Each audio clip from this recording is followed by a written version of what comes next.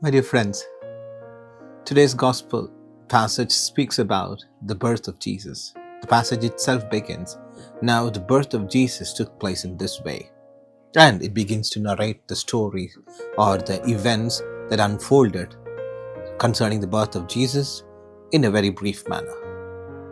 What's most important here is not just the birth of Jesus alone, but the events that have unfolded. That should be our matter of reflection.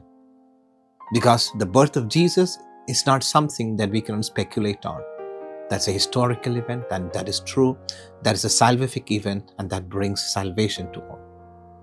But the people who participated in it, and the cooperation of the people at different phases in this great event, that is worth reflection, because that's very much the human part. Now, when we look from a very human perspective, it may seem to us that God is acting in such a way that he breaches terms of justice and he acts in an improper manner so as to put the goodwill and the good name of a woman in danger.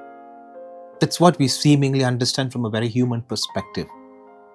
But when such a thing happens, God also makes sure to appoint another human person in order to bring ease and in order to make sure that the person who was chosen, that is Mary, does not go through a tough time.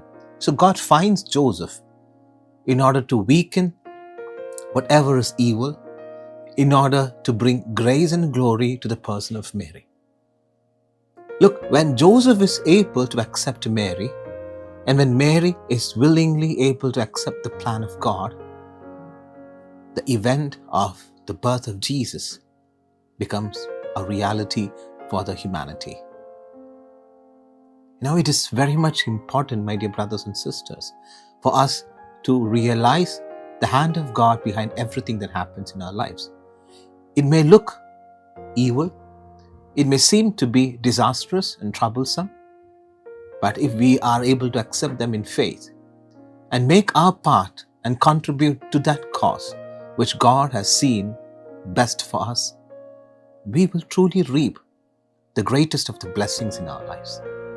I think it is in submitting to God's will, it is in submitting to the way of the Lord that the greatest of the blessings appear in our lives. So let us not just look upon the birth of Jesus as an event that happened 2,000 years ago, or not just as a means of salvation for humanity, but added to that, it is also to be seen as something where there is the act and cooperation of a lot of human persons behind it, who also helped to make this reality a great event which cannot be forgotten in the history of mankind. Think about it seriously. God bless you.